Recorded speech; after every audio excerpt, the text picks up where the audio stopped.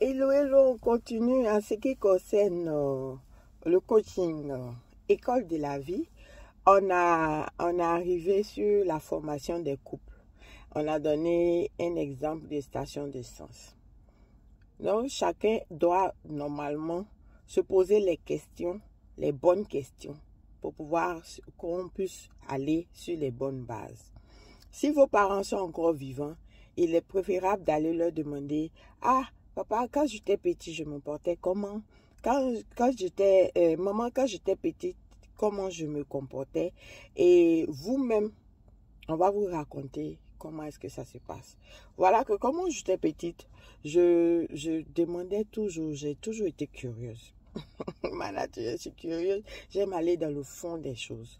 Donc, j'ai demandé à maman, j'avais des entretiens avec les parents, je leur ai facilité l'éducation, j'ai écouté tout ce qu'ils m'ont dit et ils m'ont expliqué comment est-ce que j'étais quand j'étais petite. J'ai des petits rappels à mon niveau, mais il y a c'était que je me rappelais pas. Donc, déjà, dans le sein de ma mère, j'étais une personne sans souci, non? Toute gentille. Et je suis arrivée, normalement, après le décès de leur première fille. Et mon père avait déjà eu une première fille avec une autre dame. Et voilà qu'il a compté ses enfants, il a trouvé qu'il faisait que des filles, non? Donc, son inquiétude, c'était d'avoir des héritiers.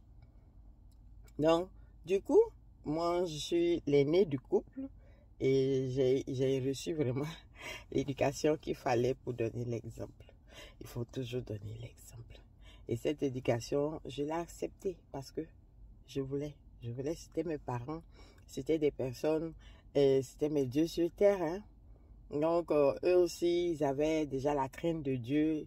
Ils ont utilisé des commandements non, pour nous commander. Tu honoreras ton père et ta mère et tu adoreras Dieu seul. Là, ça, on a grandi avec. Et là, ils ont utilisé pour... Étant donné que j'étais maintenant l'enfant de consolation, en quelque sorte. Et tout de suite, après 2 ans, ils ont eu leur premier fils. Les 3 années qui ont suivi, ils ont eu leur second fils. Donc, en quelque sorte, si je remonte encore vers les parents de mes parents, ma maman, elle est issue d'une famille polygame. Donc, elle avait déjà ses problèmes. Mon père également, d'une famille polygame.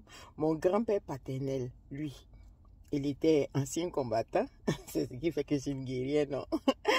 Et puis, qui encore?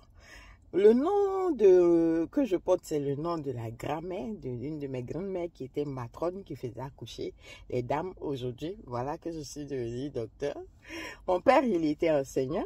Il a demandé à ce qu'on n'enseigne pas. Mais ça nous a rattrapés. Donc, je suis enseignante à l'université. Donc, en quelque sorte, je peux m'arrêter là pour l'école de la vie me concernant.